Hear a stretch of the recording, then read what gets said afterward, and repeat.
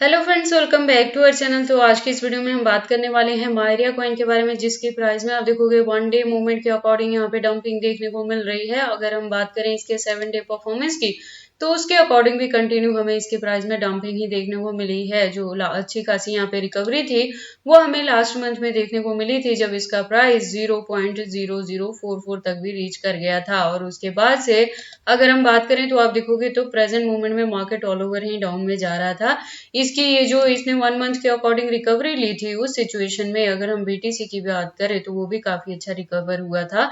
तो all over market के according ही इसकी हाइक हमें देखने को मिली थी। प्रेजेंटली बीटीसी की बात करें तो वो 60K के अराउंड आ चुका है। उसी के फॉलोअप में ऑल ओवर मार्केट डाउन में चल रही है, तो उसी में आपको मायरिया के प्राइस में भी यहाँ पे डंपिंग देखने को मिल रही है। तो आज की इस वीडियो में हम एनालाइज करेंगे कि ये जो डंपिंग है, क्या ये अगेन रिकवरी ले सकता है। अगर रिकवरी होगी तो इसका अपकमिंग टारगेट क्या हो सकता है, क्या ये अगेन हमें 0.20 तक का भी टारगेट यहाँ पे दे सकता है, इतनी रिकवरी यहाँ पे हो सकती है क्या, ये सारी चीजें आज के इस वीडियो में हम जानेंगे। अगर ऐसा होता है तो उसे अचीव करने के लिए हमें अपने कॉइन को कितने लॉन्ग या शॉर्ट ड्यूरेशन तक होल्ड करके रखना पड़ेगा, प्लस अगर अभी तक किसी ने मायरिया में एंट्री नहीं की है और करना चाहते हैं तो उनके बाइंग करने के लिए सूटेबल पॉइंट क्या हो सकता है, सेलिंग के लिए सूटेबल पॉइंट क्या होगा। तो अगर आप इसमें इन्वेस्टमेंट करते हो या करना चाहते हो तो ये वीडियो आपके लिए काफी इंपॉर्टेंट होने वाली है, तो आप इस वीडियो के साथ एंड तक बने रहना। तो चलिए फिर आज की इस वीडियो को स्टार्ट करते हैं। प्रेजेंट प्राइस की बात करें तो 0.0025 तक है। मार्केट कैप डाउन में है, वॉल्यूम अच्छे परसेंटेज से अप ट्रेंड में है, 56.79 पे है। देखो जो इसके प्राइस में ये डंपिंग देखने को मिल रही है ना, तो अगर आप मेरे चैनल पे पुराने हो तो मैंने टाइम टू टाइम अपडेट किया था कि अक्टूबर हाफ तक अभी आपको यहाँ पे बाइंग करने के लिए पॉइंट मिल सकता है। जो अच्छी खासी रिकवरी है वो मायरिया में हमें नवंबर दिसंबर में देखने को मिलेगी। उसके पीछे का मैंने आपको रीजन भी बताया था, जब एंट्री के साथ ही मैंने कहा था कि होल्ड करके आपने इसे 2024 के एंड तक रखना है। तो इसका जो वॉल्यूम है उसके अकॉर्डिंग अभी थोड़े से इसके प्राइस में आपको अप एंड डाउन देखने को यहाँ पे मिल सकती है, तो एंट्री करने के लिए आपको बेस्ट पॉइंट भी मिल जाएगा। बात करते हैं इसके टोटल सप्लाई की, तो 50 बिलियन है, मैक्सिमम सप्लाई भी सेम है। तो आप देखोगे इसका मैक्सिमम सप्लाई फिक्स है। तो एक रीजन रहेगा कि अब जैसे जैसे इसकी यूज केस और डिमांड मार्केट में बढ़ेगी, उसके अकॉर्डिंग इसके प्राइस में आपको अच्छी खासी हाइक देखने को मिलेगी, क्योंकि जो मैक्सिमम इसकी सप्लाई है वो ऑलरेडी यहाँ पे फिक्स हो चुकी है। परफॉर्मेंस की बात करें तो आप देखोगे मैंने बताया कि 2023 में इसने ऑल टाइम हाई किया था, तो 0.018 तक भी गया है। और अगर लो की बात करें तो इसका प्राइस डाउन में आया था 0.0011 तक, और उसके बाद से धीरे धीरे यहाँ पे हमें रिकवरी देखने को मिल रही है। प्रोजेक्ट के बारे में मैंने पहले भी बताया, अगेन रिपीट कर रही हूँ, गेमिंग का प्रोजेक्ट है, लेयर 2 पे है और ZK टेक्नोलॉजी पे भी ये वर्क करता है, प्लस ब्लॉकचेन टेक्नोलॉजी पे है और वेब 3 पे है। तो इसकी जो यूज केस है वो अपकमिंग डेज में देखने को मिल सकती है, और इसके डिमांड के साथ ही इसके प्राइस में आपको अच्छी खासी हाइक भी देखने को मिल सकती है। लेटेस्ट अपडेट के लिए ट्विटर पे चलते हैं। ट्विटर पे आप देखोगे प्रोफाइल वेरीफाइड है और ज्वाइनिंग 2021 से है। तो जो कम्युनिटी है वो 230.1K की कम्युनिटी है, जो कि काफी अच्छी कम्युनिटी हुई। बात करें अपडेट्स की तो अकाउंट भी रेगुलर अपडेटेड है।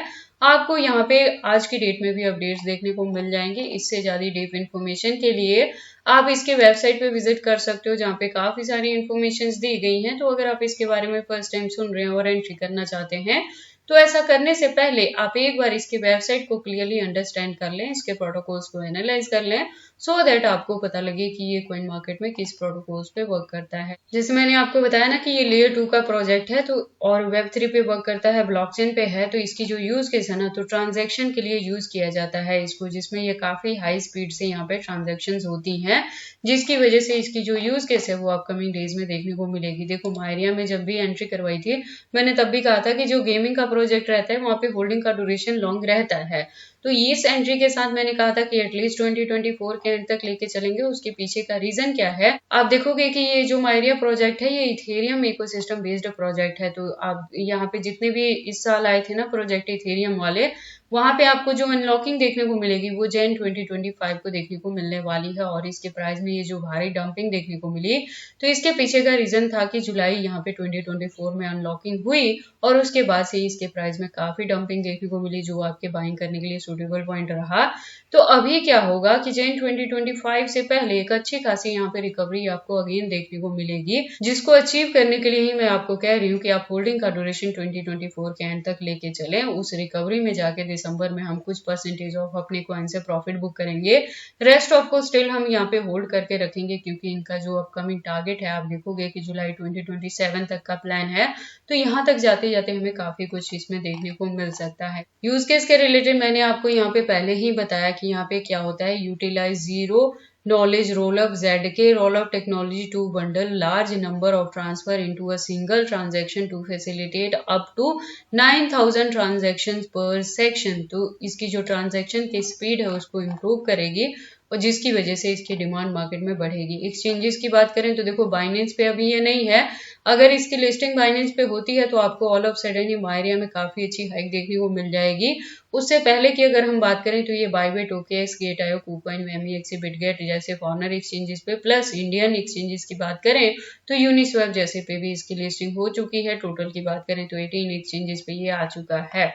लेकिन वही सेफ्टी आप लेके चलना, अगर बहुत ज्यादा ह्यूज इन्वेस्टमेंट आप इसमें कर रहे हैं तो दो चीजों को अपने माइंड में रखें, एक होल्डिंग का ड्यूरेशन लॉन्ग रहेगा और सेकेंड है कि बहुत ज्यादा जो आपका फंड है वो एक सिंगल एक्सचेंज पे ना रखें, उसे डिस्ट्रीब्यूट करके रखना मल्टीपल एक्सचेंजेस पे, सो दैट अगर कोई इशू आएगा भी तो आप उस केस में अपने फंड्स को यहाँ पे सेफली ट्रांसफर कर पाएंगे और या यहाँ से विड्रॉ भी कर पाओगे। ठीक है, तो एक सेफ्टी आपने जरूर से यहाँ पे लेके चलना है। उसके बाद हम आइडिया के चार्ट पैटर्न को एनालाइज करते हैं ट्रेडिंग व्यू पे। तो आप देखोगे इसको मैंने USDT के पेयर के साथ 4 आवर का इंट्रो लिया है, जिसके अकॉर्डिंग जो रेजिस्टेंस है प्रेजेंटली 0.0025 पे है और यहाँ से मैं कह रही हूँ कि अगर आपकी ऑलरेडी यहाँ पे एंट्री है तो इसकी प्रेजेंट मूवमेंट में इस डंपिंग को देख के पैनिक नहीं होना है, लॉस बुक नहीं करना है, आपको अपने कॉइन को होल्ड करके रखना है।